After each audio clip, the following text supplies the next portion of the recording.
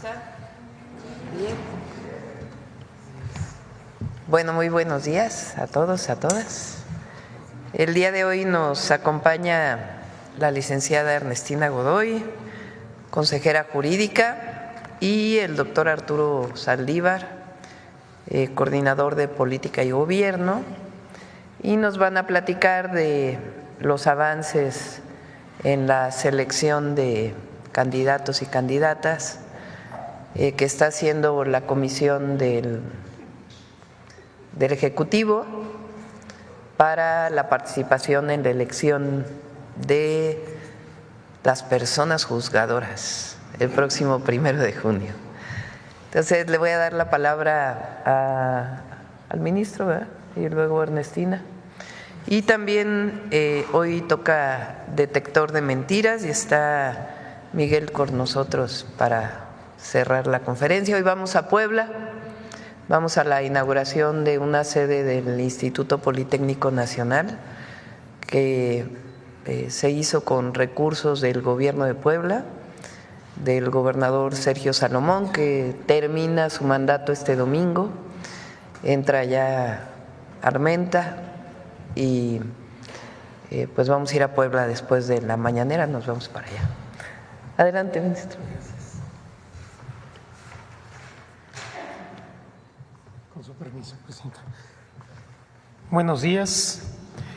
Siguiendo con el ejercicio de transparencia, de informar a la sociedad y al pueblo de México sobre los avances y el proceso para la elección de las personas juzgadoras el próximo año, quiero informarles a nombre del Comité de Evaluación del Poder Ejecutivo en qué estamos en este momento. La que sigue, por favor.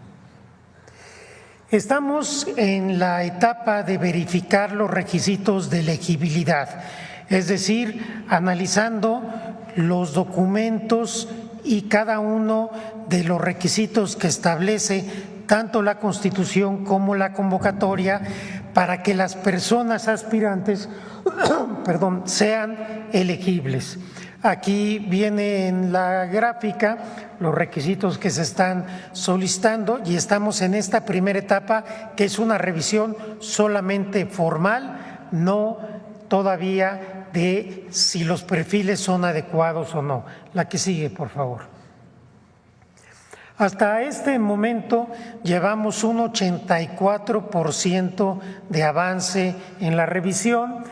De las 18,447 personas inscritas, se han revisado 15,533 expedientes y nos faltan por revisar 2,914. El resultado final de esta primera etapa lo daremos a conocer en el micrositio del comité el próximo domingo 15 de diciembre. Quiero comentarles que en nuestro comité no hemos tenido problema de duplicidad o de registros múltiples porque pedimos la CURP y la CURP en nuestra plataforma hace imposible que se pueda registrar una misma persona varias veces. La plataforma detecta inmediatamente si la CURP ya se utilizó y rechaza otro registro adicional. Por eso estos números que estamos teniendo aquí son registros reales, cada uno de ellos. La que sigue, por favor. Hasta este momento, ¿cuáles son los resultados que nos arrojan? 8,626 personas reúnen los requisitos de elegibilidad. 5,795 personas se han descartado porque no reúnen los requisitos, porque las calificaciones no son las adecuadas o porque no se acompañaron documentos esenciales para acreditar que son elegibles. Y estamos en observación 1,112 personas. ¿Qué quiere decir en observación? Personas que aparentemente reúnen los requisitos, pero que hay duda sobre algún documento y se les está requiriendo para que lo aclaren. Y reitero, hasta este momento llevamos 15,533 expedientes, ha sido un trabajo muy arduo, muy intenso, pero vamos a terminar y a dar buenos resultados. La siguiente, por favor. Les recuerdo a ustedes que terminaremos, como ya lo había dicho, el próximo 15 de diciembre la primera etapa de analizar los requisitos formales de las y los aspirantes.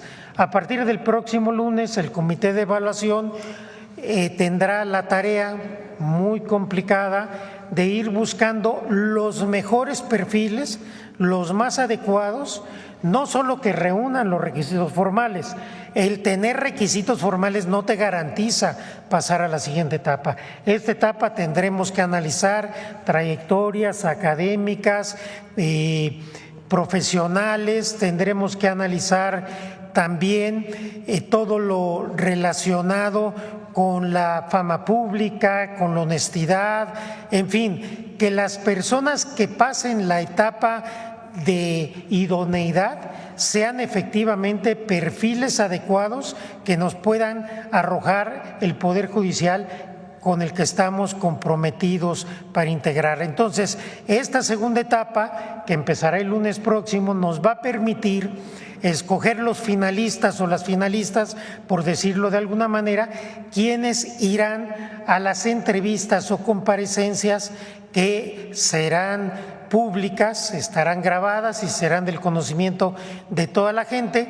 La próxima semana les iremos ya dando algunos detalles de cómo llevaremos a cabo estas entrevistas y también les daremos ya los resultados finales de esta etapa. Quiero decirles que el Comité de Evaluación del Poder Ejecutivo ha trabajado con intensidad, con transparencia de cara a la gente, con un sistema tecnológico muy adecuado gracias a la agencia digital y el apoyo de Pepe Merino, y quiero reiterar, como lo hemos hecho siempre, el agradecimiento a la Presidenta de la República por todo su apoyo, a la Secretaria de Gobernación, que también ha sido muy importante en toda la logística, y por supuesto a la consejera jurídica del Ejecutivo Federal. Somos un equipo y un equipo que estamos comprometidos con un mejor Poder Judicial.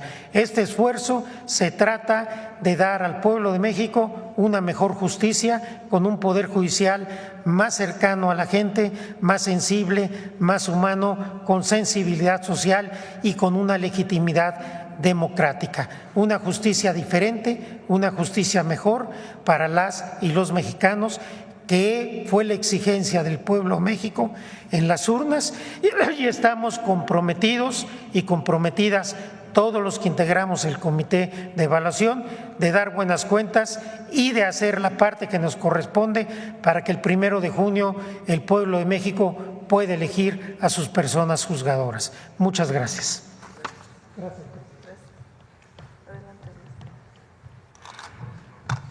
Con su permiso, Presidenta, muy buenos días a todos los medios de comunicación. Solo comentarles que pues desde la Consejería Jurídica estamos muy atentas, muy atentos a todo el proceso que se está siguiendo, desde luego con los comités de evaluación, sobre todo del Ejecutivo.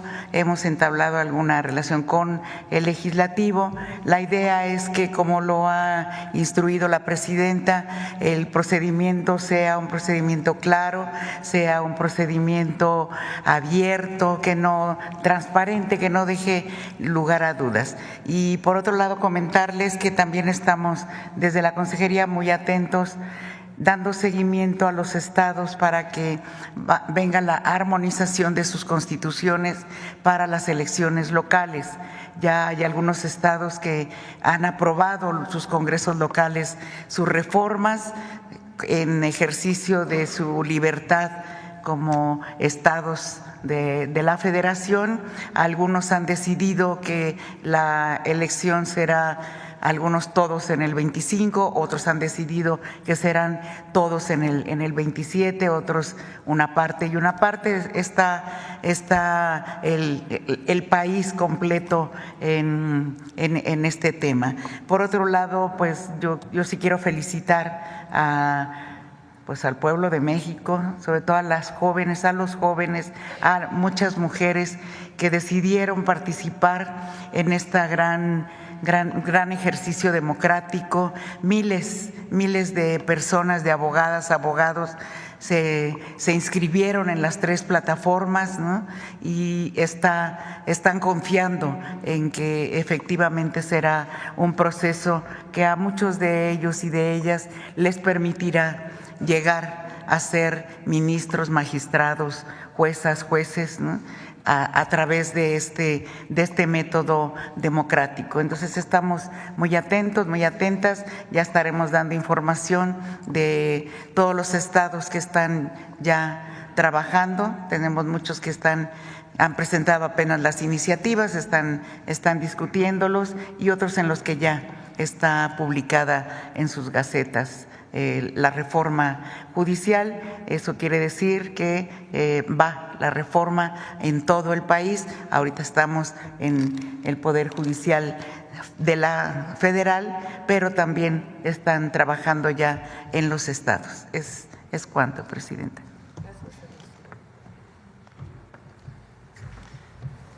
Por las fechas nada más, por favor.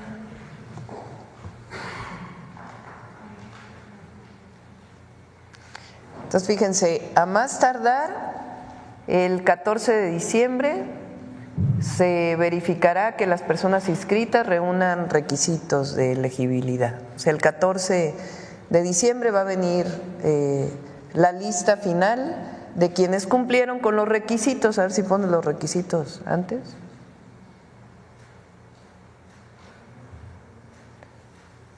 Son estos documentos: que haya acta de nacimiento, credencial para votar, constancia de residencia, título de licenciatura, que se checa con profesiones de la Secretaría de Educación Pública, historiales académicos. Recuerden que hay calificaciones que están establecidas en la Constitución que deben cumplir, el ensayo, que tenga el ensayo, que todos hayan entregado ensayo, que todos tengan sus 5 cartas de referencia y la carta firmada bajo protesta. Entonces, se está revisando esto por parte del comité con apoyo de las distintas instituciones. Cualquiera que haya pedido el apoyo, sea el legislativo o el judicial, también se le da este apoyo.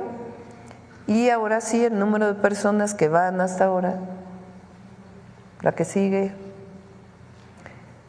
De los casi 18,000 o poco más de 18,000, hasta ahora son 8,626 personas que cumplen con los requisitos. Entonces, el 14 de diciembre ya recibirán las personas si cumplieron o no. Y después inicia el siguiente proceso. Vamos a las fechas. El 15 de diciembre se publica el listado. Y después, el 31 de enero, va a determinar quiénes de estas personas pueden participar a partir de la lectura de los ensayos, de la revisión de las cartas de recomendación, de entrevistas, si es necesario, con las y los postulantes. Después se eligen al menos 3 personas por 3, digamos, en el caso de ministras y ministros son 9 espacios que van a ser elegidos por el pueblo de México. De esos tiene que haber por lo menos 27 que participarán en la elección, y esos 27 se van a elegir por tómbola.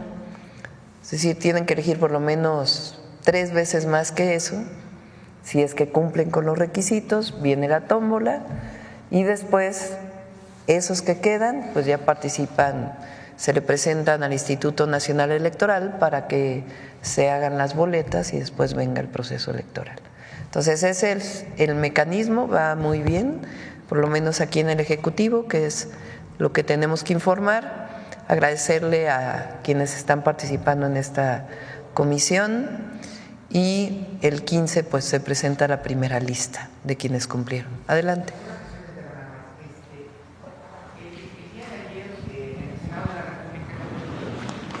Gracias, pero buenos días. Nada más exclusivamente del tema, una sola pregunta.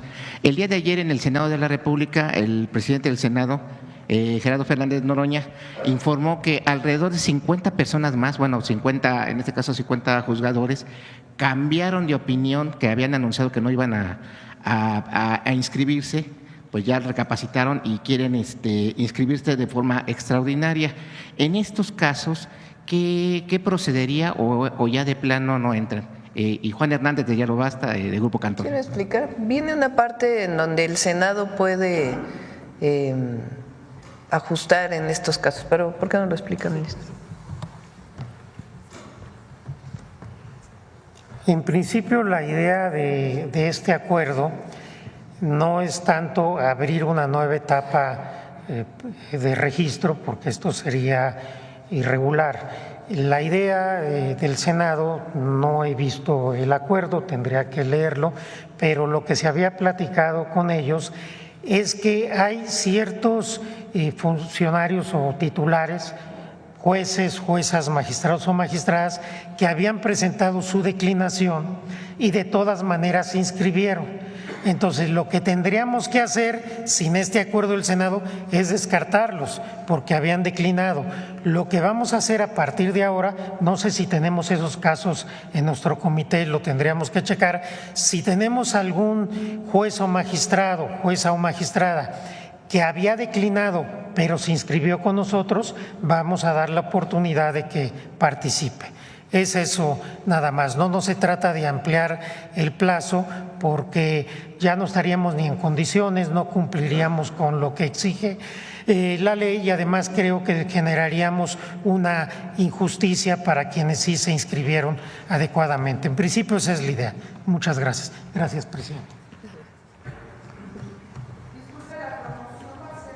¿Cómo van a promocionarse los candidatos? Y ya nos dijeron que en sus redes.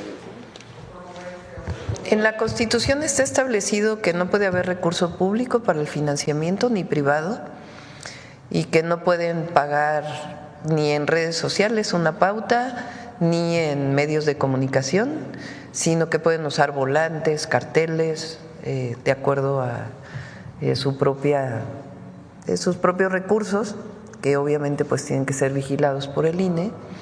Y también se abrirán los medios públicos. Entonces, los medios públicos federales pues van a estar abiertos, y también los medios de comunicación pueden abrir espacios en donde pueden entrevistar a personas, pero no puede haber financiamiento público ni privado, digamos, de alguna empresa que esté financiando.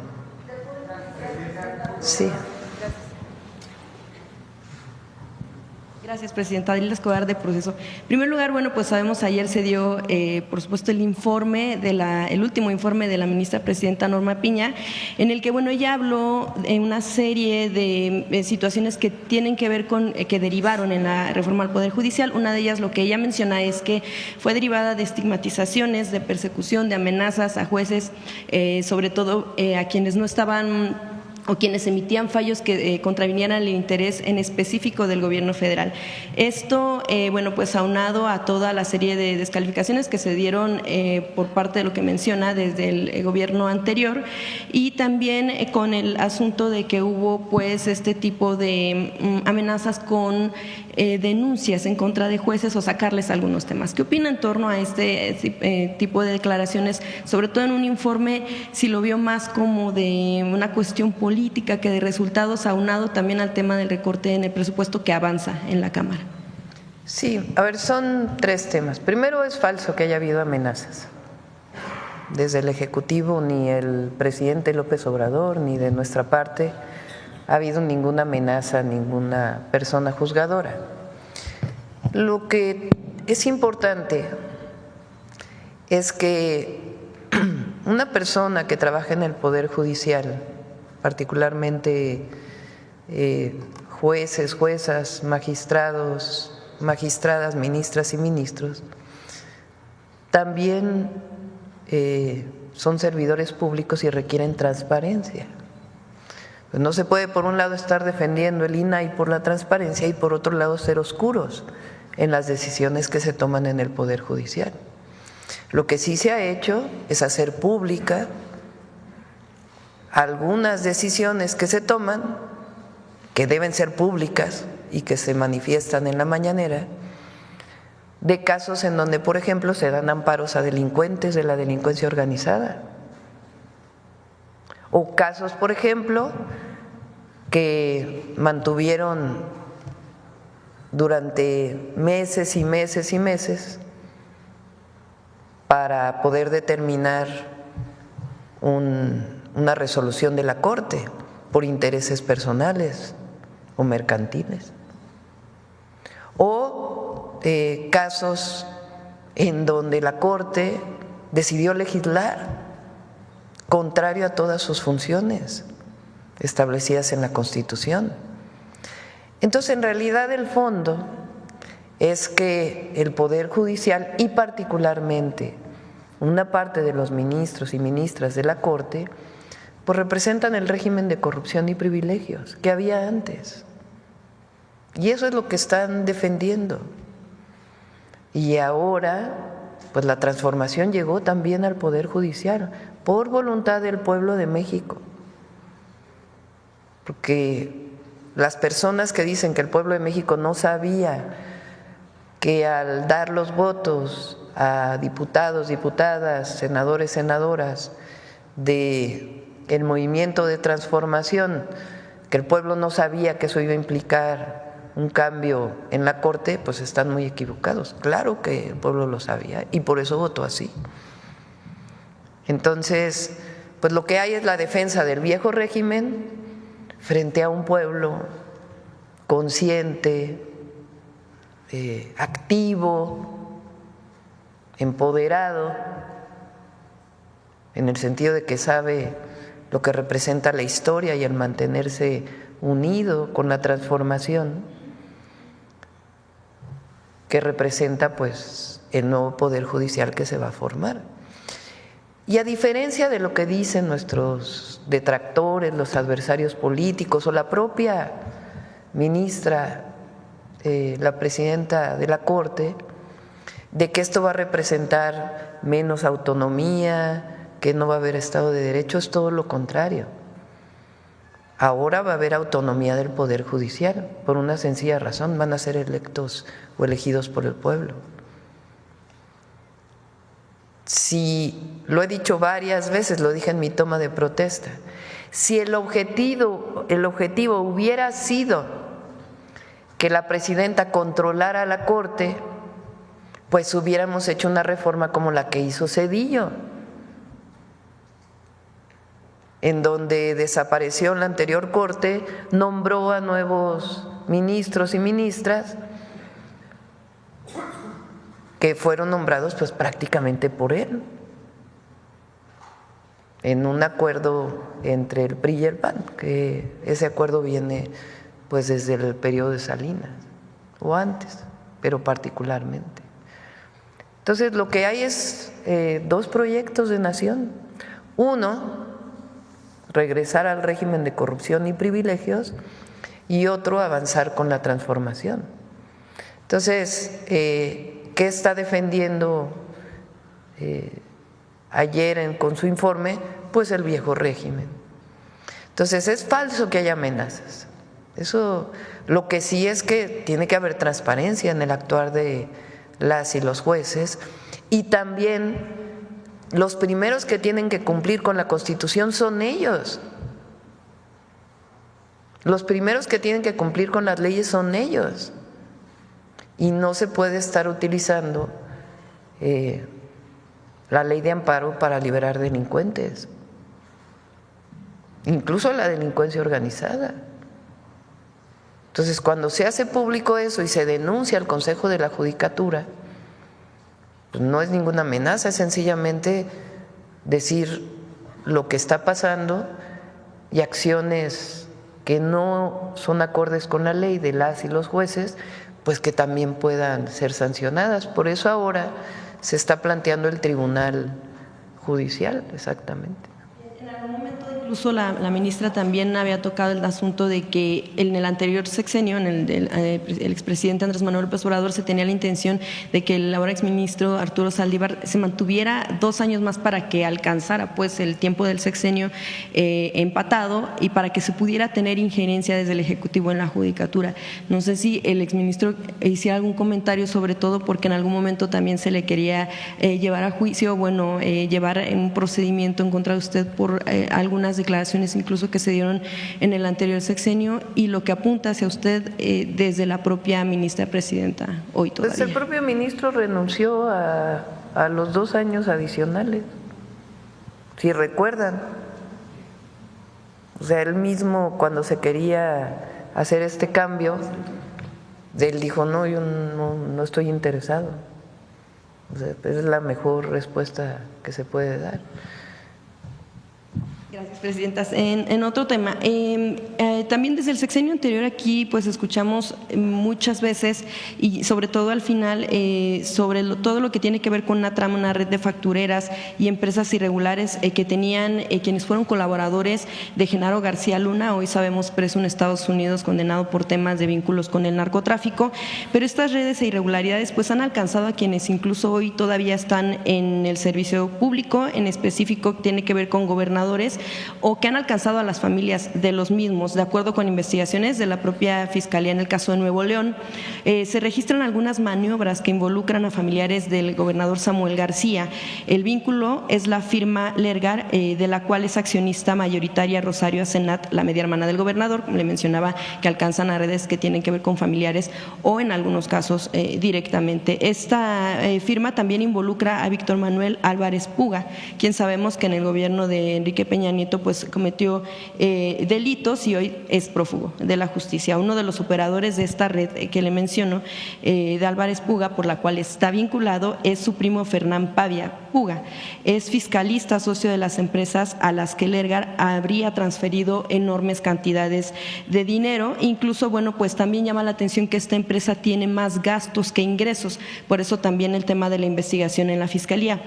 Otro elemento, bueno, pues por mencionar algunas de las cosas, es que en algunas de las operaciones o transferencias fue a una de las empresas que ha tenido esta empresa, fue a una de las empresas fantasmas relacionadas también con con una red que se va tejiendo y que muchas apuntan hacia Genaro García Luna. Hay miles de transferencias que pueden dar pues cuenta de este tipo de cosas. Una de las últimas, en otra de las empresas pues que está dentro también de esta red, tiene como liquidador a Miguel Raúl Ortega, relacionado también con el caso de Luis Cárdenas Palomino. Como vemos, bueno, pues todo esto está entrelazado y que está relacionado todavía con empresas que de algún momento beneficiaron a este tipo de tramas, de redes de corrupción que sabemos hoy, bueno, pues que existieron, porque además se ha juzgado no nada más por corrupción, sino también por cuestiones de narcotráfico. Incluso en la nómina de esta empresa, a la que le hacía mención, que está relacionada con la familiar del gobernador, pues tiene como mejor pagados a quienes también han sido investigados por cuestiones de corrupción, otra vez ligados al tema de lo que tiene que ver con García Luna. Quisiera preguntarle, presidenta, cómo de alguna manera la Federación pudiera estar también atenta o vigilante a este tipo de situaciones que se dan en gobiernos como el caso Nuevo León, de acuerdo con una investigación, por supuesto, de la Fiscalía estatal, y que pudieran, no sabemos si todavía pudieran estar beneficiando a estas personas que o son prófugas o que ya han sido condenadas por cuestiones tan graves y que además, por supuesto, lo que vemos es definitivamente estarían relacionadas también con el tema de que estarían financiadas por el erario en alguna parte, porque en algún momento también la revista Proceso ha dado cuenta de algunas de las empresas que han beneficiado al gobernador y a sus propios familiares.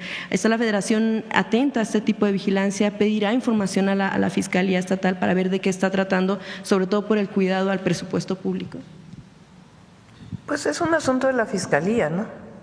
Si tiene pruebas y tiene información suficiente, pues las fiscalías tienen su autonomía, ¿no? Entonces, si hay información, pues que esté la información y que se proceda.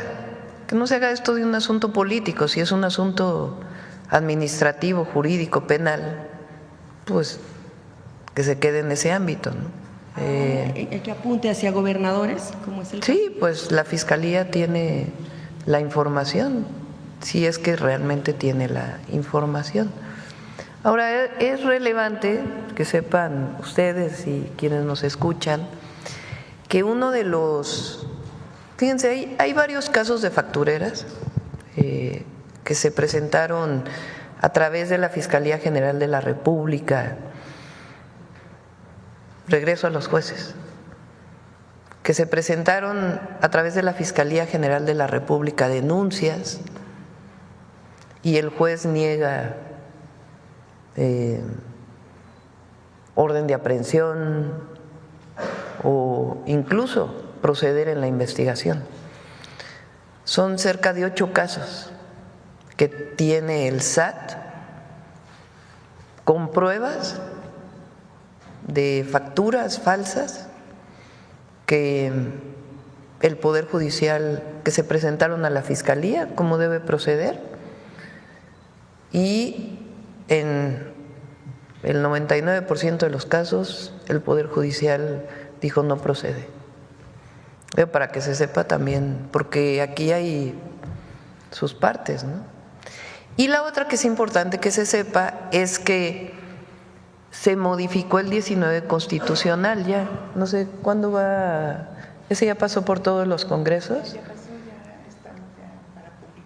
Ya para publicarse, para declararse constitucional por la Cámara de Diputados.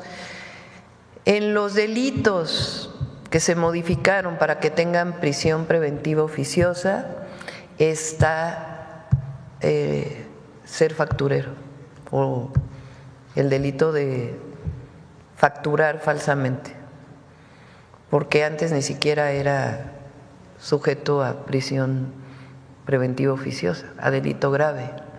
Entonces ahora ya en la Constitución se establece. Entonces eso va a ayudar. ¿Qué son las factureras? Es utilizar facturas falsas para evitar pago de impuestos, esencialmente, a través de redes de empresas que se dedicaron a eso, formar empresas. Esa empresa se forma como empresa fantasma, tiene su RFC, factura, que a su vez le factura a otra, etcétera, etcétera, etcétera, de tal manera que se vuelve muy difícil encontrar cómo fue este proceso de facturas falsas que evitan al final pagar impuestos o incluso hasta fraudes privados que se pudieran generar. Entonces ahora ya es un delito grave y va a ser publicado pues ya pronto en el Diario Oficial de la Federación. Pero sobre el caso de Nuevo León pues es la Fiscalía quien tiene que… El SAT estaría también revisando la ruta que pudiera estar siguiendo. No sabemos si sigan siendo beneficiados finalmente estos prófugos o delincuentes, ¿no? En cualquier caso, el SAT tiene mecanismos de estar permanentemente haciendo auditorías, o si brinca en un área algún tema de alguna factura que no es real, inician las investigaciones para desarrollarlo. Una vez que tienen las pruebas, presentan la denuncia ante la Fiscalía General de la República. Gracias, Presidenta. Y finalmente, bueno, pues lo que tiene que ver con un tema que se había quedado, pero que pudiera más bien no pasar desapercibido. Hace algunos días ya el gobernador Javier May había hablado de que en su gobierno no iba a haber pactos con la delincuencia. Después, bueno, pues al ser cuestionado sobre esta situación, él explicaba que lo decía porque en anteriores gobiernos estatales en Tabasco, pues se había abierto la puerta a cuestiones delincuenciales, a pactos, a cuestiones que están derivadas incluso con anteriores gobernadores. En este caso, bueno, pues sabemos que algunos de esos anteriores gobernadores, pues Adán Augusto López y también Carlos Manuel Merino. May lo que dijo es que en su gobierno, pues no es que hubiera más delitos que antes, sino que tal vez antes no se hablaba tanto, se escondían cifras, o que hubiera un pacto para que de alguna manera pudiera estar pues un tanto tranquila la situación en el estado. De hecho, él parte de lo que dijo es que todos saben que era Vox Populi, que quién comandaba la barredora en esa entidad, incluso lanzó la pregunta o no lo sabemos.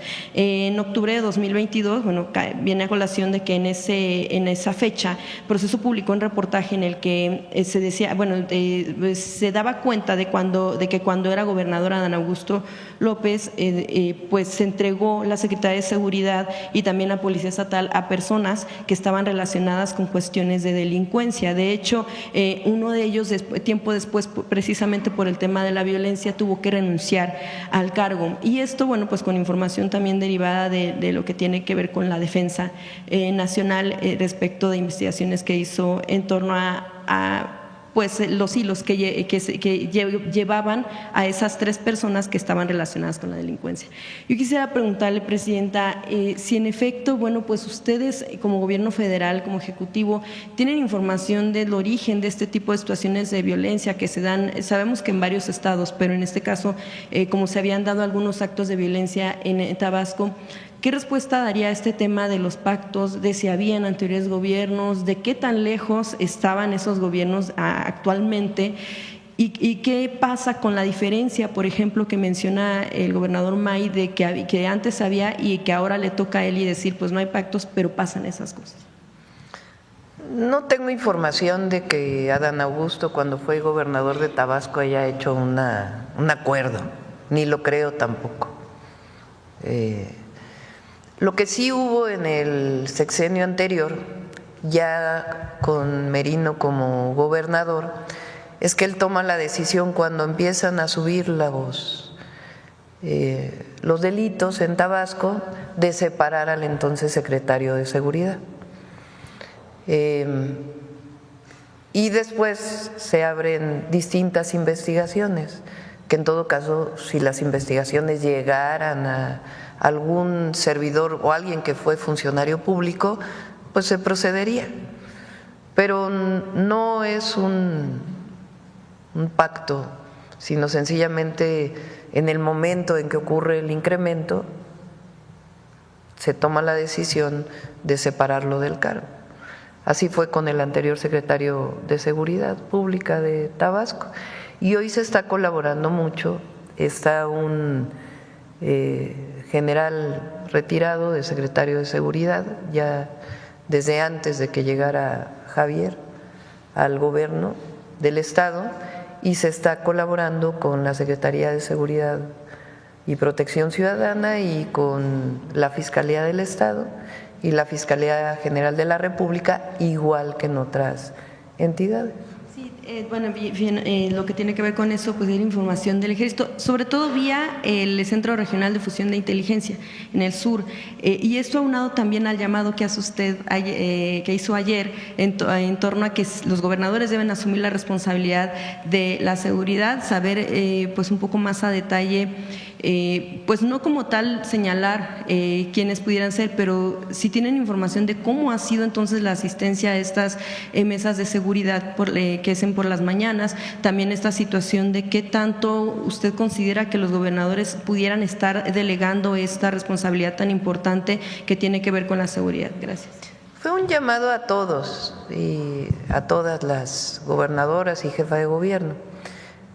Pienso yo que, por supuesto que desde la Federación tenemos una enorme responsabilidad y la estamos asumiendo, pero que tiene que haber coordinación y las y los gobernadores también tienen que asumir su responsabilidad en la seguridad. Lo hemos dicho varias veces, un homicidio es un delito del fuero común. Entonces, la investigación del homicidio, el análisis, la carpeta de investigación está en las fiscalías estatales y son en general los jueces o las juezas estatales de los tribunales del Poder Judicial Estatal quienes otorgan orden de aprehensión de acuerdo con las carpetas de investigación o cateos o la orden que tengan que presentar. Entonces, hay gobernadores que asisten todos los días al gabinete de seguridad y hay gobernadores y gobernadoras que han decidido no asistir. Entonces, por eso yo hice un llamado respetuoso a que se asuma esa responsabilidad de conducir la política de seguridad de su estado. En general, cuando el gobernador o gobernadora asume esta responsabilidad, hay mucho más resultados. Entonces, por supuesto, son elegidos y elegidas por el pueblo y ellas toman sus propias decisiones, pero por eso dije es una sugerencia respetable a todos para que asuman la responsabilidad de la conducción de seguridad. Hay estados con menos delitos que a lo mejor tienen ya una estrategia y consideran que no es necesario, pero creo que particularmente en aquellos estados en donde hay alta incidencia delictiva, pues tiene que asumirse esa responsabilidad. Pues depende de cada uno de ellos y ellas cómo asuman esta responsabilidad. Yo fue un llamado respetuoso. A ver por acá.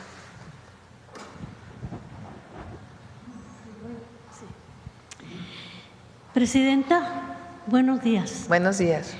Soy Ángela Zambrano, de Radio Jornalera. Le agradecemos la oportunidad de dirigirnos a usted. Somos una estación de radio que transmite en la Unión Americana y con repetidoras en Latinoamérica. Presidenta, sabemos que gracias al compromiso de los gobiernos de la 4T, hoy día los programas sociales de beneficio a los mexicanos son un derecho constitucional que beneficia a todos los mexicanos y mexicanas sin distinción. Quiero comentarle que esto ha causado una gran alegría a los mexicanos que radicamos en Estados Unidos y mucha esperanza, especialmente lo que tiene que ver con la pensión para el bienestar de los adultos mayores, porque atiende la situación tan crítica que enfrentan los mexicanos de la tercera edad en Estados Unidos. Créame, Presidenta, esa es la realidad con la que nosotros convivimos diario. Personas que duermen en sus vehículos, que para alimentarse dependen de la caridad comunitaria, que no tienen acceso a ningún servicio de salud o seguridad social y que es difícil que encuentren trabajo. Nosotros lo vivimos cotidianamente, el trabajo que nuestros paisanos nos permite apreciar la realidad tan precaria que viven. Por eso, Presidenta, esta es mi pregunta. ¿Qué va a hacer su gobierno para incluir a los adultos mayores de 65 años viviendo en Estados Unidos en el programa Bienestar? Consideramos que con una modificación el programa beneficiaría a cientos de miles de mexicanos y mexicanas que han aportado con su arduo trabajo a ambos países. Las personas que nos escuchan todos los días consideran que el gobierno mexicano es su gobierno, aunque viven en Estados Unidos, y que seguimos siendo mexicanos con mucha honra, aunque vivimos fuera de México. Gracias, Presidenta. Sí, lo estamos revisando. Voy a comentar las razones. Evidentemente, para nosotros, nuestros paisanos y paisanas son héroes, heroínas y los queremos y siempre vamos a estar cerca de ellos y defendiéndolos. El gran tema es el presupuesto, porque son más de 4 millones de mexicanos y mexicanas que, estimado, tienen 65 años y más que viven en Estados Unidos. Eso representaría un incremento del presupuesto para la pensión de adulto mayor importante. Entonces estamos revisando bajo qué condiciones podríamos otorgarles la pensión. Gracias, Presidenta. Gracias. Bueno, estamos muy confiados y confiadas de que el Gobierno de México reconoce nuestro derecho en Estados Unidos. Sí. Gracias. Acá. Presidenta, qué gusto saludarla. Ramón Ramírez Gutiérrez, de Noticieros El Reloj de la Tlajequeña 91.5. La Conferencia del Pueblo y traemos sentimientos del pueblo. Saludados desde Oaxaca. Todavía tenemos el buen sabor de boca de su visita a Astata. Hay una crisis de gas, Presidenta, de gas LP que está afectando a muchas familias en varios estados, no solamente en Oaxaca. Preguntarle qué es lo que está pasando y cómo se va a solucionar esta situación. Ahora sí me tomaste sin una respuesta concreta. Déjame, hoy tengo reunión con Pemex y con la Secretaría de Energía y revisamos este caso de desabasto, dices, de gas LP en Oaxaca. En Oaxaca, en Puebla, creo que ya está afectando a la Ciudad de México y algunos otros estados, está afectando esta crisis. Bueno, esta falta, los distribuidores de gas dicen que Pemex no les está suministrando gas y que por lo consiguiente no han podido surtir gas LP a las familias de México. Sin cambio, pues se teme, si pueden hablar de una vez con el director. Se teme de que esta situación sea para elevar el precio. No hay desabasto de gas LP, la producción, y una parte todavía se importa. No hay desabasto, habría que ver. En particular, porque hemos estado recibiendo presiones, o por lo menos la Secretaría de Energía. Recuerden que en el gobierno del presidente López Obrador se fijó un precio máximo para el gas LP. Me tocó estar en esas reuniones, algunas de esas reuniones con la entonces Secretaría de Energía, Rocío Nale, la hoy secretaria de Gobernación, cuando estaba de Secretaria de Seguridad, porque ellos no querían y argumentaban varios temas. Y en la Ciudad de México, en la zona metropolitana del Valle de México, el precio del gas LP era de cerca de 40% más caro que en el resto del país. En esta revisión que se hacía de quién es quién en los precios, ahí salió que zona metropolitana siempre estaba muy alto. Entonces el presidente López Obrador decidió poner un precio máximo al gas LP. Recuerden que la distribución del gas LP es de los pocos combustibles que está privatizado desde hace muchísimo tiempo, mucho antes del periodo neoliberal. Había privatización de la distribución de gas LP. Entonces ahora sí han estado recibiendo pues muchas solicitudes para liberar el precio y no lo vamos a liberar, porque si no, imagínense, pues vamos a afectar a la economía de las familias y para eso estamos aquí, para apoyar a las familias que menos tienen. Entonces vamos a ver si se trata de esto o de algún otro tema, pero no hay un tema de que falte gas LP en el país, eso sí no hay. Entonces, pero revisamos con Pemex y la Secretaría de Energía.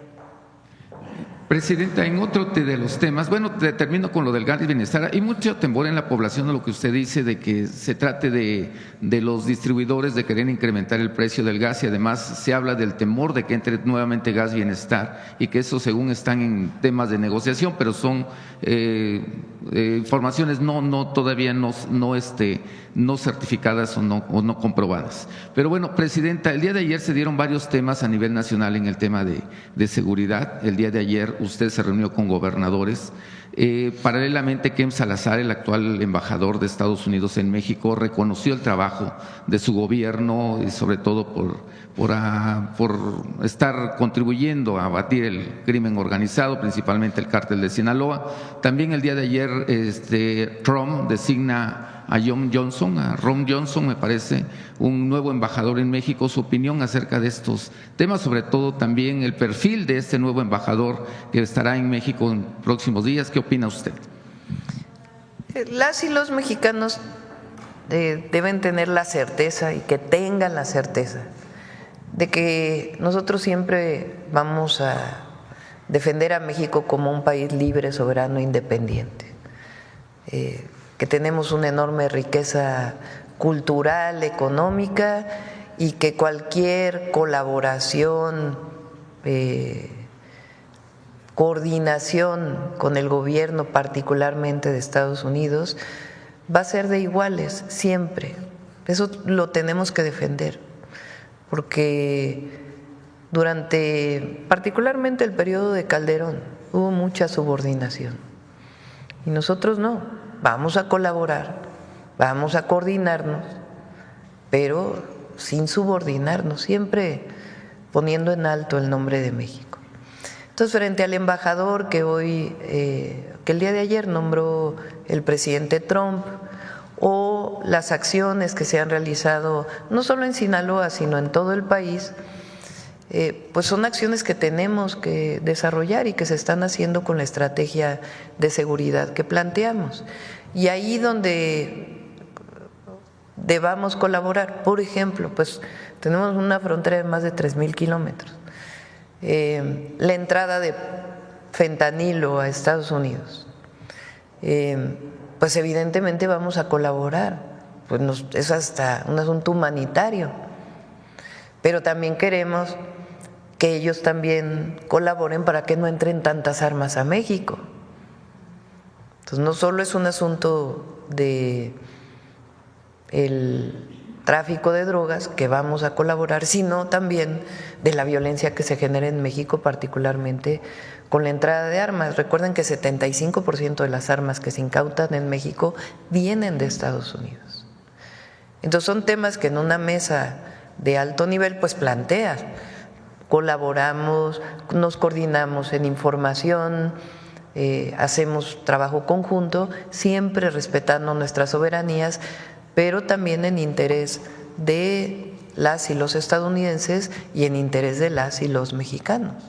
Entonces son colaboraciones, coordinaciones que han ocurrido y que tienen que ocurrir con respeto a nuestra soberanía. El presidente puso límites a los agentes que operaban en México de distintas agencias, es decir, sí pueden estar operando en México, pero México necesita información, porque finalmente requieren un permiso.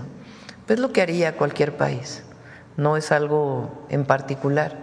Entonces, ese es el respeto en la relación que nosotros estamos pidiendo y que siempre vamos a pedir. Entonces, el trabajo que se está haciendo ahora, porque también dicen, antes había una forma de atender la seguridad y ahora hay otra, cambio en la estrategia. Lo que estamos fortaleciendo es la inteligencia, la investigación, la coordinación con la Fiscalía General de la República y la coordinación con los estados. Pero la atención a las causas sigue siendo el elemento principal. Y por supuesto, como yo lo dije, es atención a las causas y disminuir la impunidad en nuestro país. Y ahí pues la colaboración que haya con respeto a nuestras soberanías. Entonces, por eso he dicho que en todos los temas yo estoy convencida que va a haber acuerdo y que sepan que siempre va a ser defendiendo a México y poniendo en alto el nombre de México y sin subordinarnos a las necesidades solamente de Estados Unidos. Esta es una colaboración. Nosotros queremos la disminución de la violencia y la construcción de la paz. Nosotros queremos que disminuyan homicidios y otros delitos de alto impacto, que muchos de ellos están vinculados con la delincuencia organizada. Y eso representa pues que disminuya la entrada de armas a México.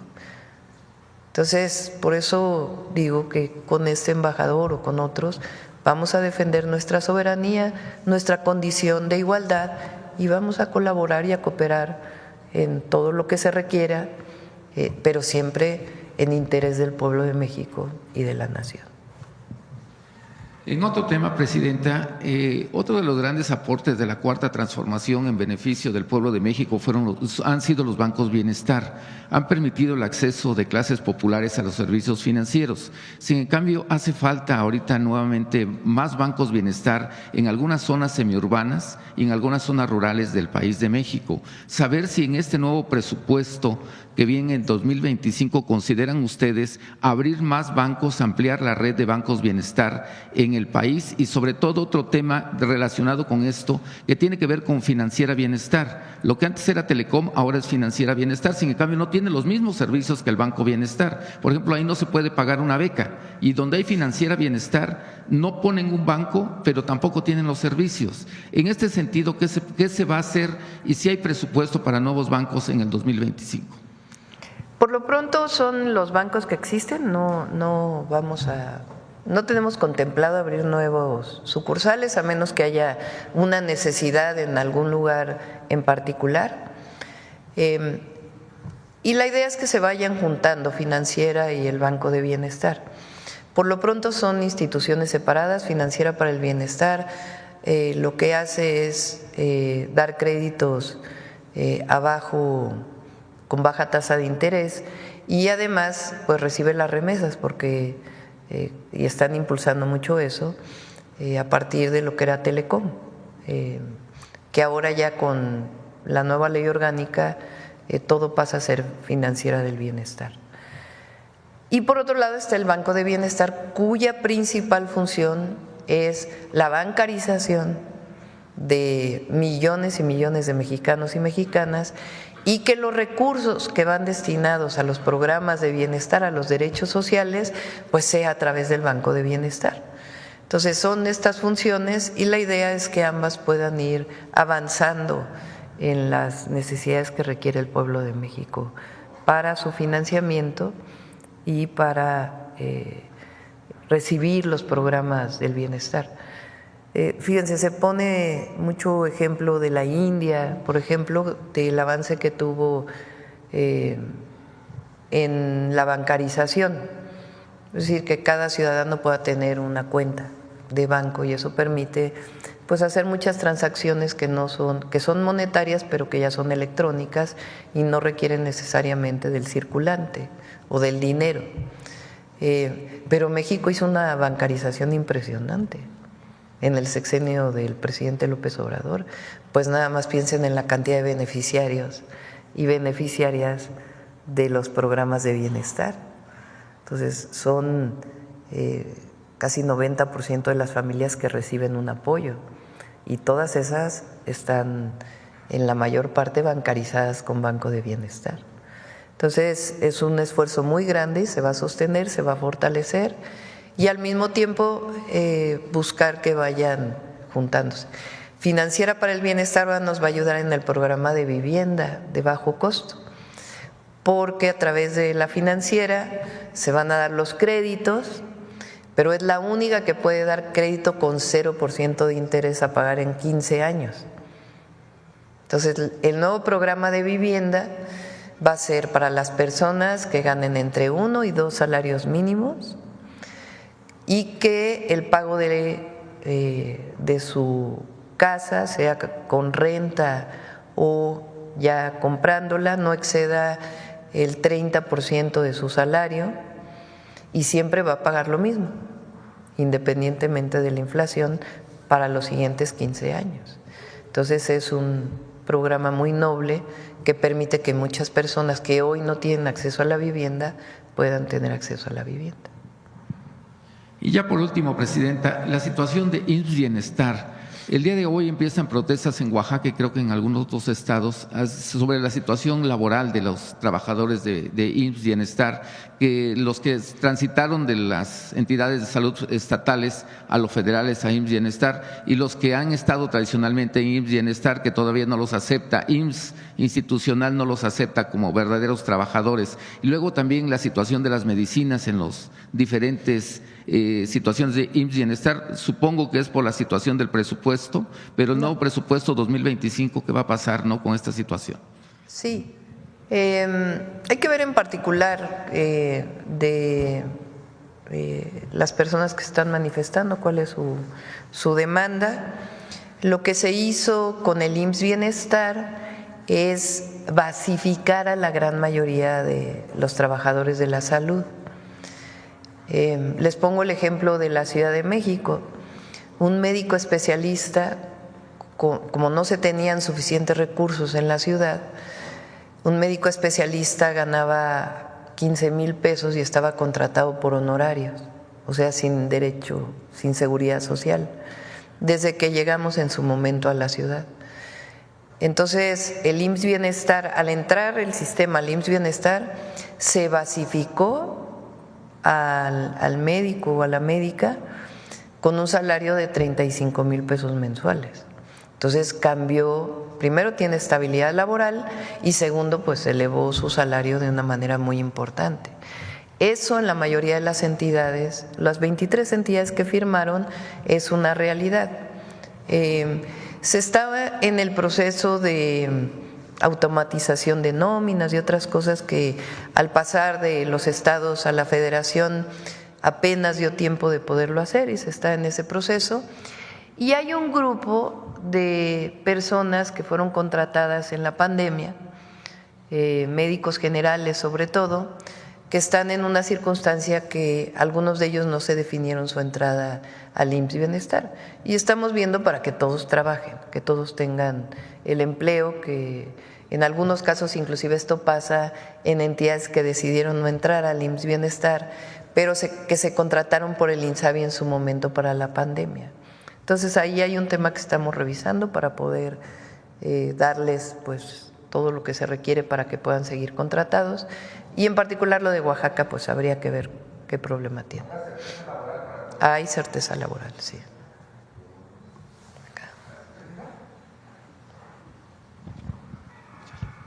Doctora Presidenta, primero, ahora víspera de su visita a Puebla, entre sus 100 prioridades o puntos estratégicos de gobierno está el rescate de nuestros ríos. El Alto Atoyac lamentablemente manifiesta alta incidencia de contaminación. Sería un tanto ingenuo preguntarle que se aplicara un impuesto especial, ya no en este periodo de sesiones, sino en el próximo, a aquellas empresas que utilizan nuestros ríos como sus drenajes, porque Atoyac, usted lo vio en campaña y recientemente lo contempló así, como el Coatzacoalcos y la cuenca del Grijalva, por un lado. Quisiera hacer una respuesta. Entró un gallo, que era mañana. Y no es el amanecer, perdón. Y el segundo tema es para la maestra Godoy. Usted sabe el rigor, cuando se tituló usted en la UNAM y su servidor también en la Universidad Nacional Autónoma de México, en la evaluación de las tesis. Entonces, maestra Godoy, preguntarle si a los próximos juzgadores, en la eventualidad de que se descubriera una tesis falsa, quedarían automáticamente descalificados para ocupar el cargo de ministro de la Corte, o al señor ministro, para usted, señor ministro. Y el segundo tema, que es muy importante, en el 2014 el magistrado presidente del Tribunal Electoral del Poder Judicial de la Federación se pronunció por un haber de retiro para los integrantes del Tribunal Superior en este momento. Señor ministro, ¿cree usted que ese haber de retiro es ya inexplicable en estos tiempos de austeridad? Y si los ministros de la Corte que están actualmente van a participar en igualdad de condiciones con los que anunció la ciudadana presidenta, que son más de 4,000 y que tienen la esperanza de representar a México en igualdad de condiciones. Presidenta. A ver, sobre el primer tema de la multa, yo soy de la idea de que tienen que cumplir con la norma y con la ley. Entonces, ¿cuál es la norma? Que las empresas, de acuerdo con sus características, tienen que tener plantas de tratamiento de agua para vertir a un cuerpo de agua nacional. Entonces, sí está pasando que muchas empresas que están a lo largo del río Atoyac no están cumpliendo con la norma. Entonces, no es un asunto de multa solamente, es que tienen que cumplir con la norma. Entonces, se está haciendo un recorrido por todo el río Atoyac, igual que el caso del río Tula, en toda la cuenca. Y entonces se está viendo cuáles son las fuentes de contaminación. La fuente de contaminación puede ser municipal, porque a lo mejor la descarga de las aguas negras del municipio se va directo al río. En ese caso, pues hay que apoyar a los municipios para hacer un drenaje marginal, se llama, un drenaje que vaya por el río, cerrado, en donde las descargas no lleguen a contaminar el agua, sino que se queden en el drenaje y puedan salir. Durante un tiempo, bueno, durante la historia de México, los drenajes se vertían a los ríos, y estoy hablando de hace cientos de años. Y lo que se decidió pues en el siglo XX principalmente fue entubar los ríos, porque ya estaban tan contaminados pues que se entubaron.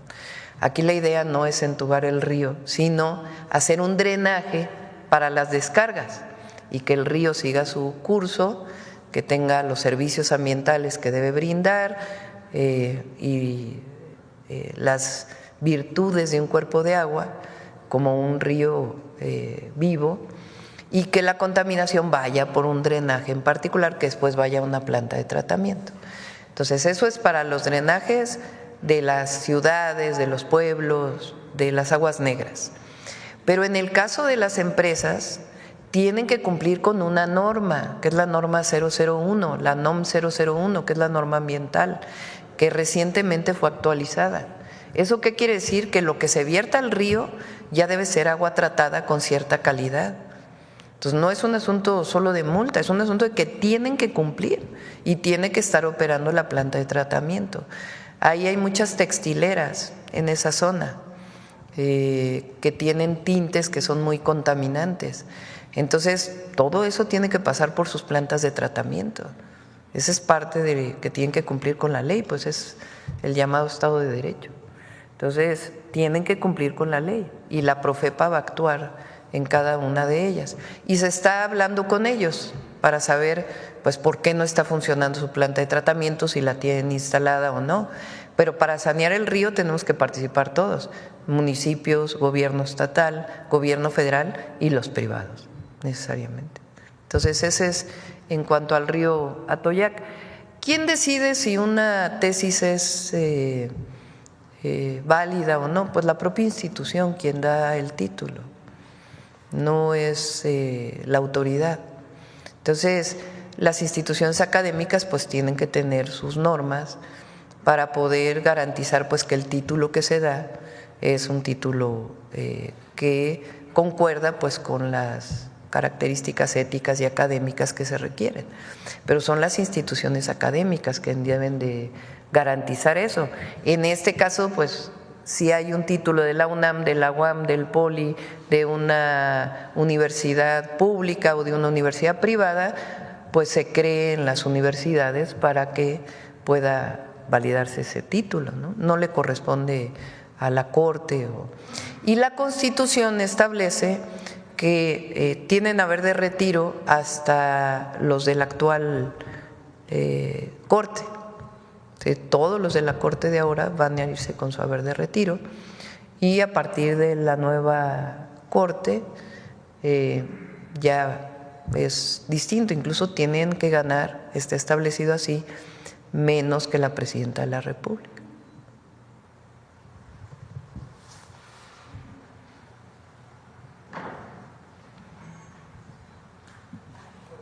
Buenos días, Presidenta. Salvador Corona del Universal.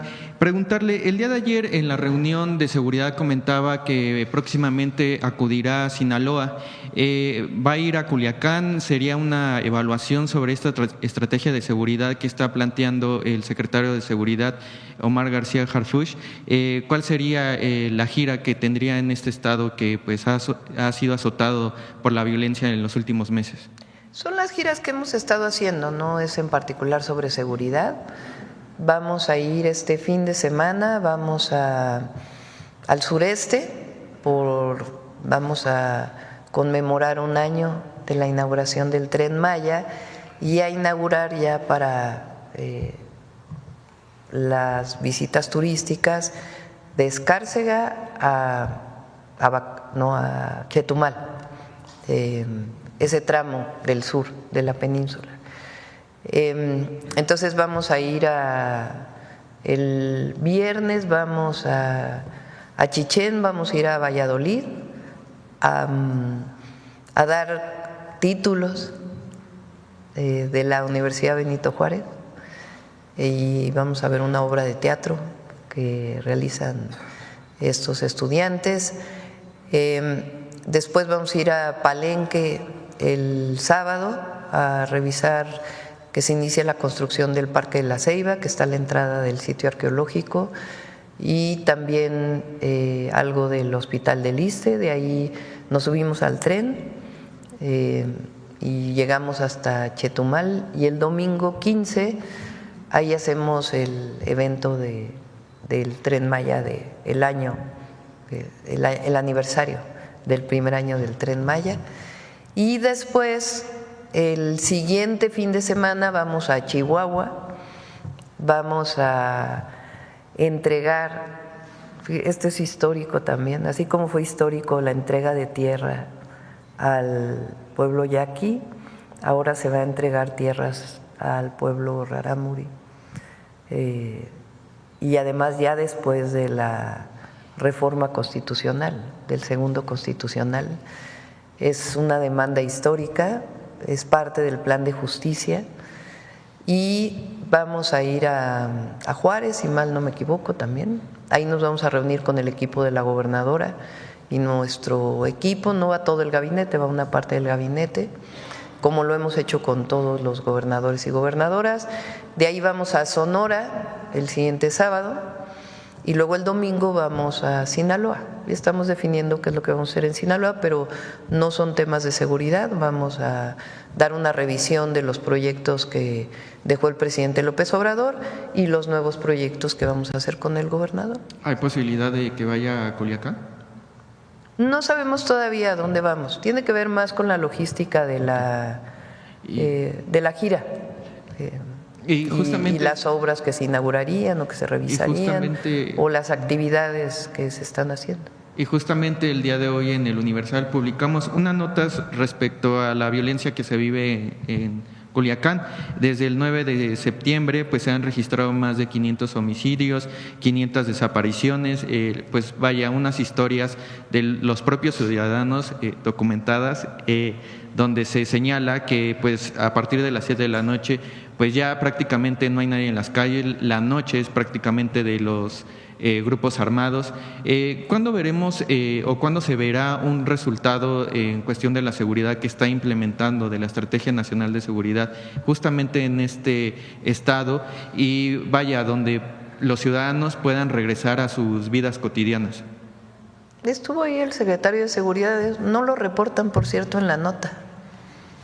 O sea, ya pasó una semana que se fue el secretario Omar García Harfuch a Sinaloa, se fue a coordinar las actividades de las fuerzas federales y de las fuerzas estatales. Hubo resultados muy importantes en esta semana, detenciones muy importantes, igual que aseguramiento de droga. Y se va a seguir trabajando, vamos a seguir trabajando en Sinaloa. Se reunió con empresarios, se reunió en el gabinete de seguridad, entonces se van a seguir dando resultados en Sinaloa y en todo el país. Tal vez en la nota no se señala, doctora, pero el sentir de las personas en esta información publicada pues es totalmente distinta al panorama que ustedes reflejan No, porque los martes. El secretario, evidentemente hay, a partir de la detención de un narcotraficante, que todo mundo sabe cómo se dio en Estados Unidos, a partir de una operación que hizo Estados Unidos que no informó al gobierno mexicano y que eso derivó en cartas que envió el entonces presidente López Obrador a el presidente Biden, de una investigación de la Fiscalía General de la República que desató esta ola de violencia en Sinaloa. Se ha estado actuando, entró primero las fuerzas federales, el ejército, cuando todavía estaba el presidente Andrés Manuel López Obrador. Después nosotros fortalecimos esa estrategia, estuvo una semana ya el secretario, va a estar pendiente, hay una coordinación distinta ahora. Entonces, sin minimizar el sentimiento de la población, yo también tengo información de que se recibió muy bien la presencia del secretario y de esta coordinación, y sería muy bueno que eso también lo reportara. Pues, ¿El secretario ya regresó a la Ciudad de México? Sí, ya está aquí. Ayer estuvo en Acapulco y hoy ya está aquí. ¿Ya no es necesaria su presencia? Va a seguir, vamos a seguir pendientes de la seguridad en Sinaloa y en todo el país. Ok, por otro lado, nada más para concluir, igual en una entrevista con El Universal, Norma Piña señala que la reforma al Poder Judicial y vaya, la tómbola para seleccionar a los candidatos sepultaron miles de carreras judiciales. ¿Qué le respondería ante estos dichos y vaya, lo que había abundado, que su informe fue pues quieren regresar al régimen del pasado? ¿Cuál carrera judicial si 50% de los que trabajan en la en el Poder Judicial son primos, hermanos, cuñados, hijos, sobrinos, amigos y todo lo demás. O sea, dicho por ella misma. Sí, claro.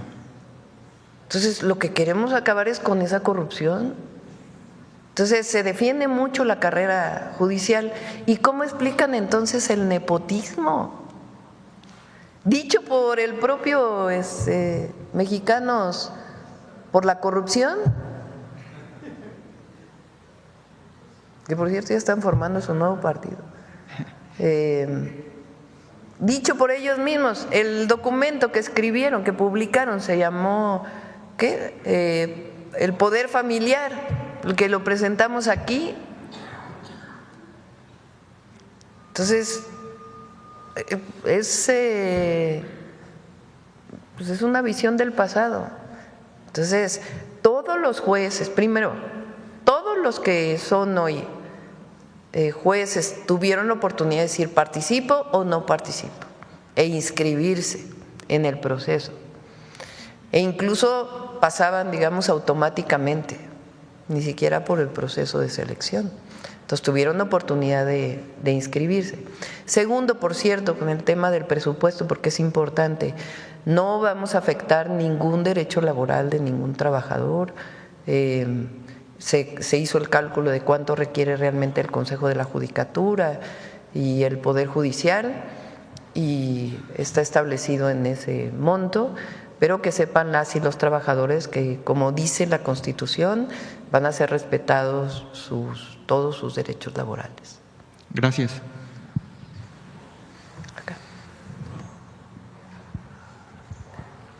Gracias, Presidenta. Buenos días. Javier Pérez de HCTV Noticias. Presidenta, pues nada más para abonar un poquito con el tema de los juzgadores, se registró Gil Suárez, exsecretario en el sexenio de Felipe Calderón, que tuvo cuentas pendientes en España.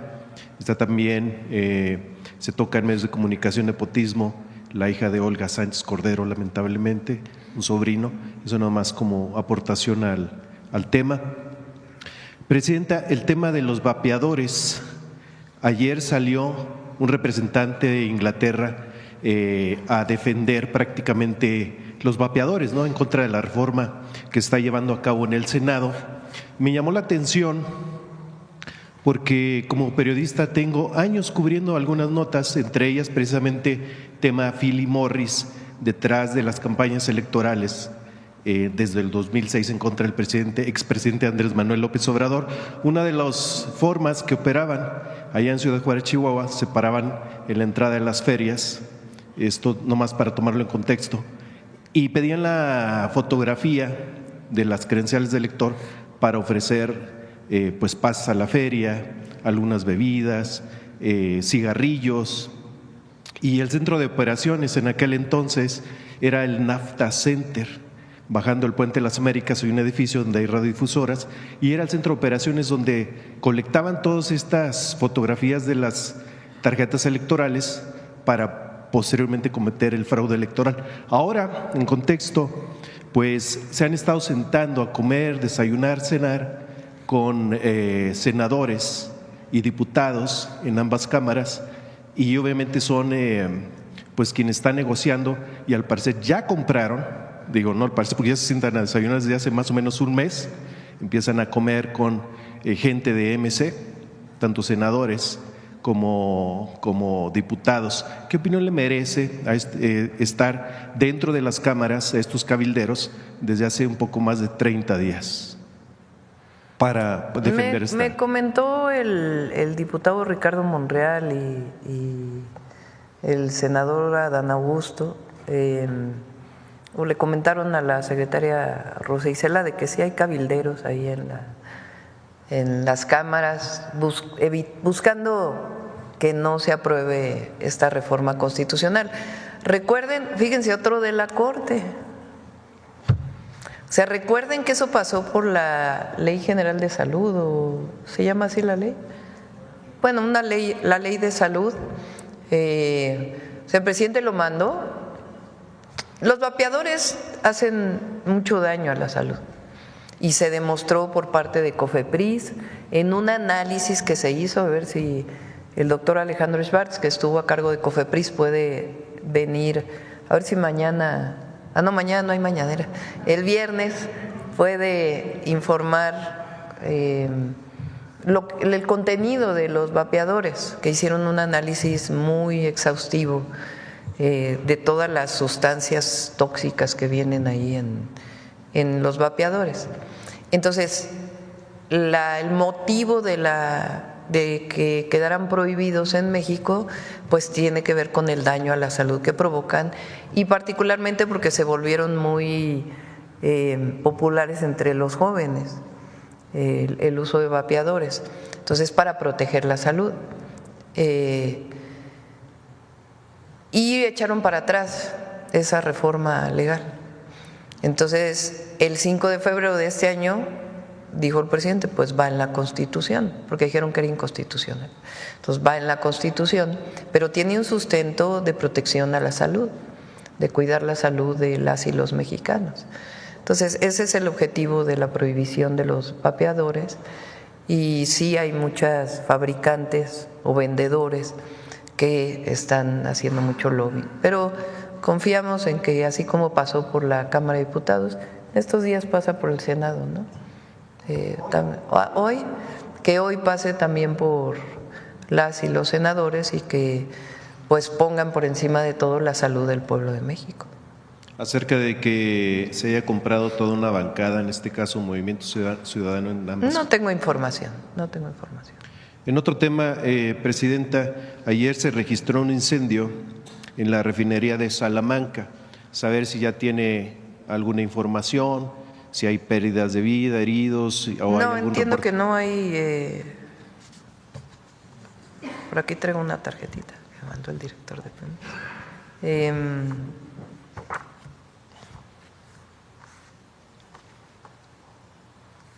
Ahora sí estoy buscando la tarjetita, no la traigo.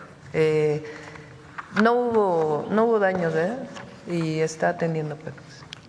Por último, nada más felicitarle. Ayer se integró de manera inclusiva en la Constitución la llamada, la palabra presidenta sí. dentro de la Constitución. Qué bueno, su presidenta parecer. con A. Con A. Sí, qué bueno. Nada más hubo un voto en contra y adivine de quién fue. 113 votos a favor, 1 en contra. ¿Quién fue? Lili Telles. ¿Qué opina de eso?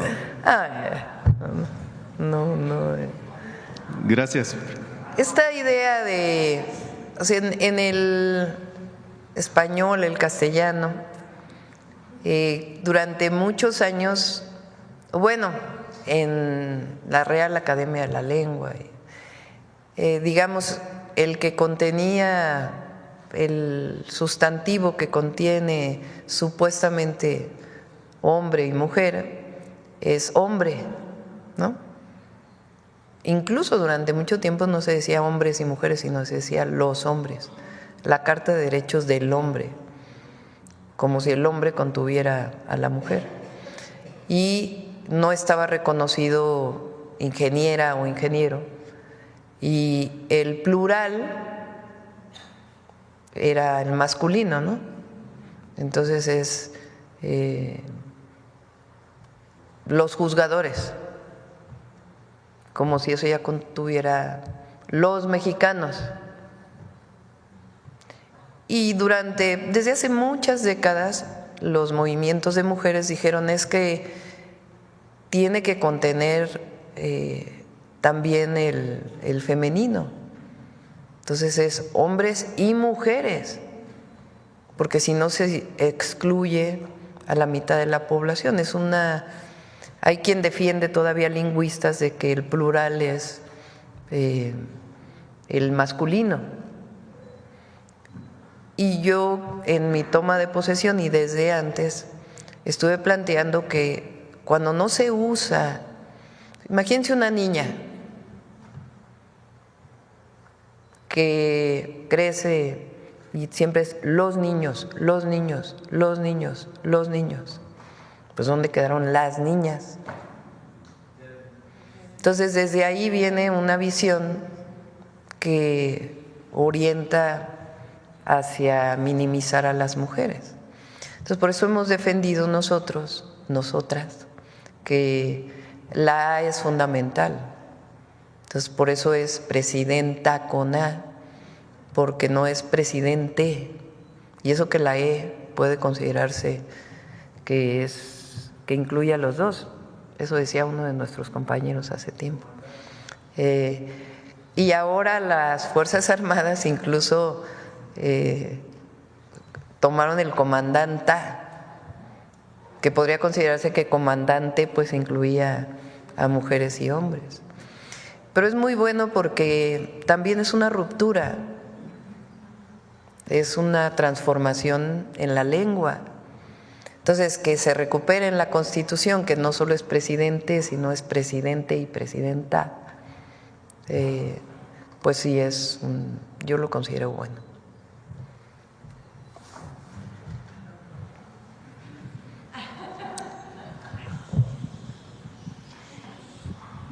Buen día, presidente. Estefanía Veloz, de SDP Noticias.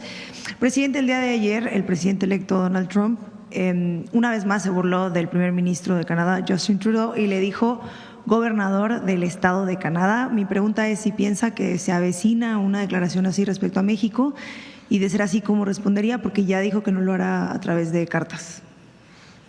No, lo que dije es que no cualquier declaración que haga el presidente Trump hoy vamos a estar en un debate permanente, ¿no? Él tiene su forma de comunicar y dije que el pueblo de México sepa que siempre vamos a defender a México en cualquier circunstancia.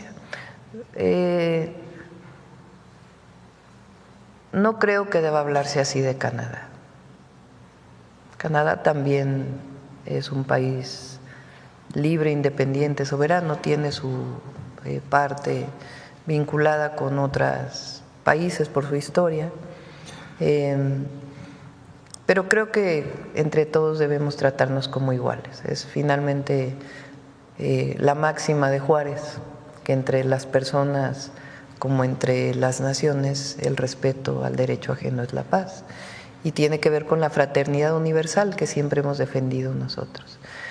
Pero tampoco es que vamos a estar contestando cualquier declaración, y confío en que va a haber una buena relación con Estados Unidos, y repito nuevamente, en la defensa de nuestra soberanía y los intereses del pueblo de México y de la nación vamos a buscar colaborar y coordinarnos, y además somos socios comerciales y hacemos una economía conjunta muy poderosa y fuerte frente a la competencia con otras regiones del mundo. Última pregunta. A partir de esto que menciona, presidenta, ¿ya tiene previsto quién va a ser el embajador o si va a seguir el embajador Esteban Moctezuma? Ya lo informaremos en su momento. Sí. Gracias. Gracias. Acá la última.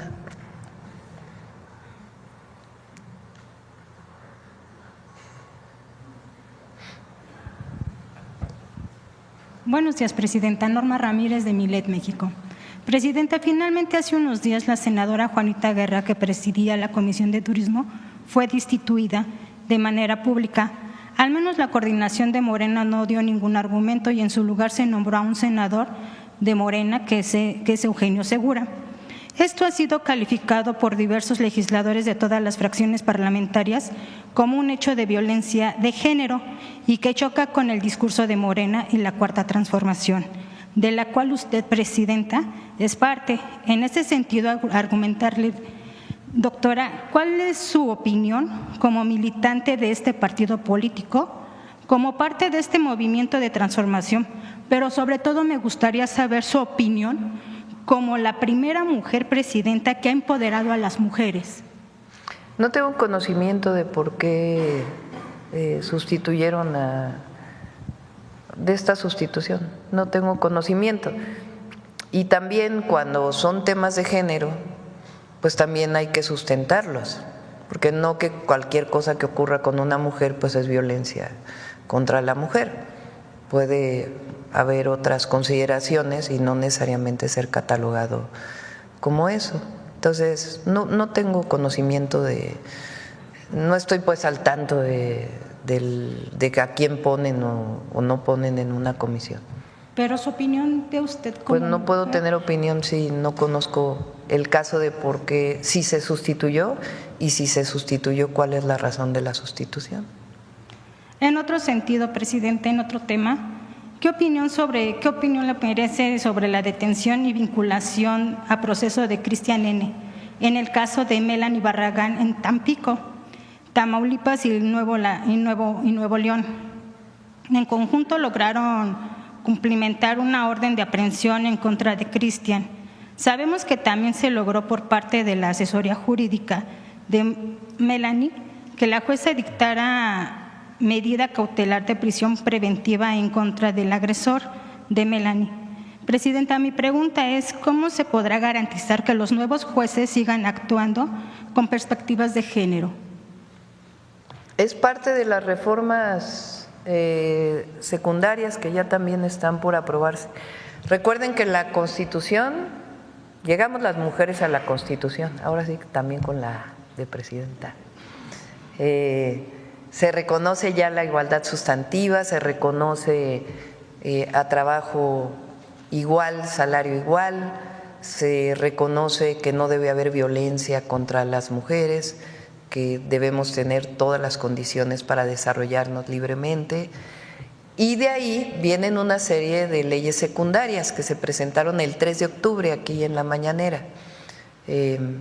Esas leyes secundarias se presentaron al Senado, algunas compañeras senadoras participaron también para enriquecerlas, ya fue aprobada en el Senado, está por aprobarse en la Cámara de Diputados y tiene que ver parte de ello con, por ejemplo, la necesidad de que haya fiscalías especializadas en todas las fiscalías estatales y con esta perspectiva de género que tienen que tener. Entonces, se apruebe la ley, tanto en las fiscalías como en los poderes judiciales, y de ahí pues tiene que venir un proceso de los propios estados y de la federación para que se haga realidad todo lo que hoy estamos construyendo como un andamiaje jurídico y que ya existía porque se ha avanzado mucho en México.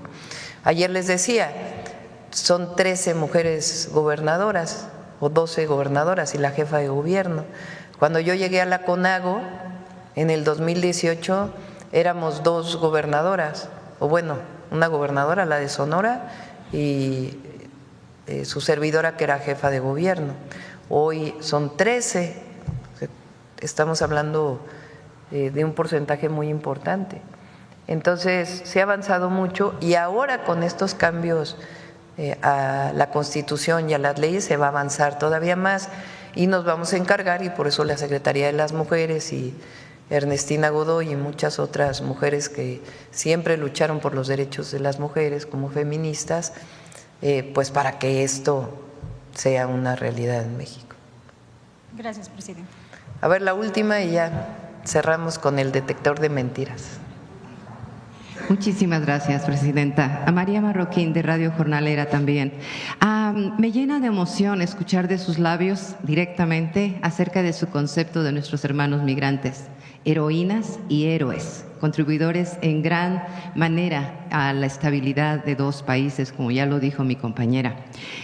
Y quisiera, yo regreso mañana, presidenta, y quisiera llevar un mensaje fuerte para mi comunidad allá y escuchar de sus labios que los compañeros que han sido excluidos dentro de la pensión bienestar van a ser considerados y son prioridad dentro del presupuesto. Me emociona mucho eso y ojalá que usted lo pueda corroborar. Y también en la otra parte, mandarles un mensaje fuerte de esperanza en este momento coyuntural que mucho hemos platicado en este instante, de que sus derechos y su mexicanidad es importante, importa para este país y se va a conservar ese derecho. Sí. Primero, que sepan nuestros hermanos, hermanas en Estados Unidos que estamos fortaleciendo los consulados. Es una demanda histórica. Hace poco platiqué que tuve la oportunidad, el privilegio de salir a estudiar fuera y estuve en el norte de California. Ahí hice muchísimos amigos y amigas. ahí cerca de donde vivía con mi familia, hay un lugar, y les mando muchos saludos, que se llama Redwood City. Ahí en Redwood City hay, creo que más habitantes de Aguililla, Michoacán, que en Aguililla, Michoacán. Se comen las mejores carnitas michoacanas que hayan probado, riquísimas. Pues les estoy hablando, imagínense, de los 90, principios de los 90, entonces no había internet, no había todo lo que existe ahora. Nos mandaban periódicos por correo, veíamos con 2 semanas de retraso, y hicimos muchos amigos y amigas ahí. Una compañera que, por cierto, el libro que escribió Arturo Cano menciona, que aprovecho para mandarle saludos, Alma González, ella de Aguililla, Michoacán, con su familia, con licenciatura en Economía de la Nicolaita, y se fue a Estados Unidos e inició allá limpiando casas. Ella tiene hijos y se lleva mucho con mis hijos. Y después, ella hoy trabaja en si hace rato que no nos llamamos, trabaja en el hospital de Stanford, ya haciendo trabajo social de manera muy importante. Bueno, como Alma nos llevamos con muchos mexicanos y mexicanas allá, que nos representan dignamente, que van a trabajar, que sacan adelante a sus familias, que pasan penurias allá y luego salen adelante, y además de todo nunca abandonan a sus familias en México, porque siempre están las remesas que envían y que apoyan mucho al país, pero apoyan mucho a sus familias, que es esto que inclusive se lo dije al presidente Trump en la llamada: los mexicanos y las mexicanas nos cuidamos entre nosotros, nos queremos, nos protegemos, tenemos valores familiares. Bueno, todo esto ¿a qué iba? A decirles que las queremos mucho y que el mensaje que les mandamos primero es que vamos a fortalecer los consulados. Voy a reunirme con las y los cónsules personalmente a principios de año para decirles qué queremos. Estamos fortaleciendo todos los trámites que realizan para poderlos simplificar, que no hagan estas colas que hacen normalmente, y además fortalecer la parte jurídica para poderlos apoyar en caso de que tengan problemas con la justicia, ya que tengan que ver con deportaciones y esos temas, siempre apoyarlos. En el caso de las pensiones y lo demás lo estamos revisando. Tengo que ser muy franca porque no acostumbro decir cosas que son a veces complejas de cumplir de inmediato, por el tema presupuestal y lo que significa la cantidad de mexicanos y mexicanas que están allá. Pero lo estamos revisando y por supuesto siempre vamos a buscar apoyar a nuestros hermanos y hermanas. El 18 de diciembre es el Día Internacional, creo, ¿no?, del migrante, de la migrante, del y la migrante. Y les tenemos preparado algo especial aquí. Les decimos que vean las mañaneras los viernes en particular, porque vamos a preparar una sección especial de las y los mexicanos que están en Estados Unidos. Entonces, pues nuestro cariño y nuestro amor siempre. Bueno, cerramos ya porque ya son las 9 y vamos a cerrar con el detector de mentiras. ¿Qué dije? Ya te hiciste favor. Sí. Con su permiso, Presidenta. Buenos días a todas y todos. Comienzo la sección agradeciendo a las y los ciudadanos que enviaron al correo electrónico detectordementiras@infodemia.mx sus consultas de verificación sobre diversas noticias falsas que circularon en medios de comunicación, redes sociales y sobre todo plataformas de mensajería. Juntos luchamos contra la infodemia. En los últimos días, una colección de exageraciones, tergiversaciones y evidentes mentiras fueron propagadas por algunos medios de información y comentaristas. La mentira es el arma de quienes pretenden minar la confianza en las instituciones, como lo ha expuesto la propia Organización de Naciones Unidas en su definición de infodemia. Por ello, combatir la mentira es defender la verdad, defender la democracia y defender la libertad. Veamos el video del detector de mentiras de esta semana.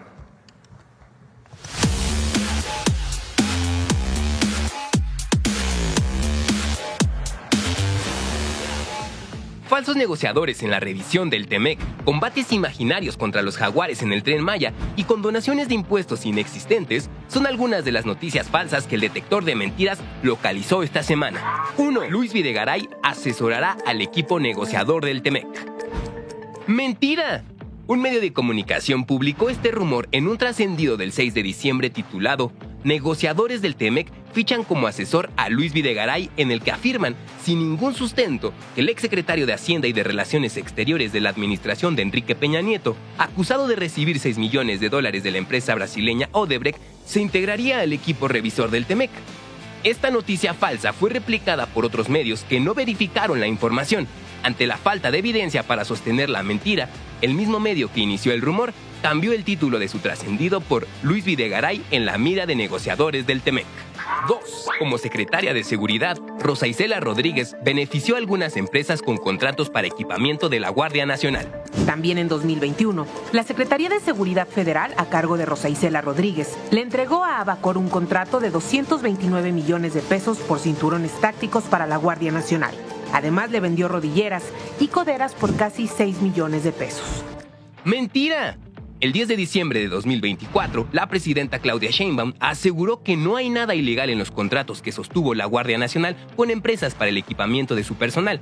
Aunque la Guardia Nacional dependió de la Secretaría de Seguridad Ciudadana de 2019 a septiembre de 2024, esta fuerza tenía autonomía para la realización de licitaciones a través de la Dirección General de Recursos Materiales de su Coordinación de Administración y Finanzas. No hay nada ilegal, absolutamente nada ilegal, y ya en todo caso se van a hacer públicos todas las contrataciones, porque las calumnias no pasarán. 3. La Sedena combate a jaguares y venados como fauna nociva a lo largo de la ruta del Tren Maya. ¡Mentira!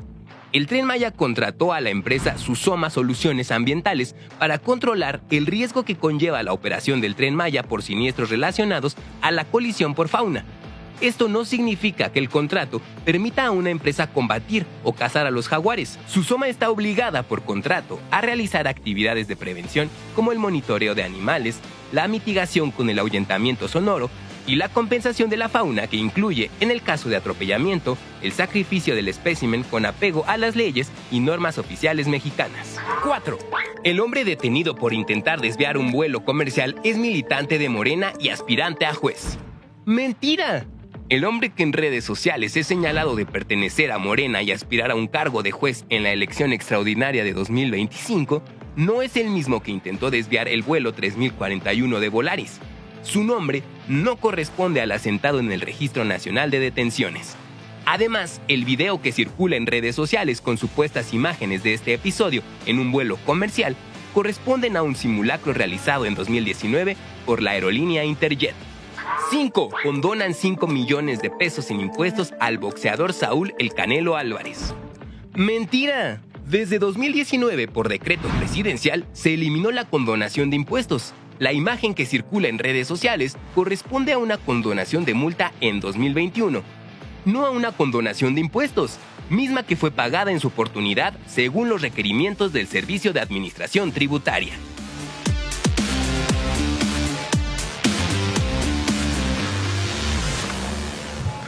Muchas gracias y hasta la próxima semana. Presidenta. Ya te volviste famoso. Muchas gracias a todos y a todas. Buen día.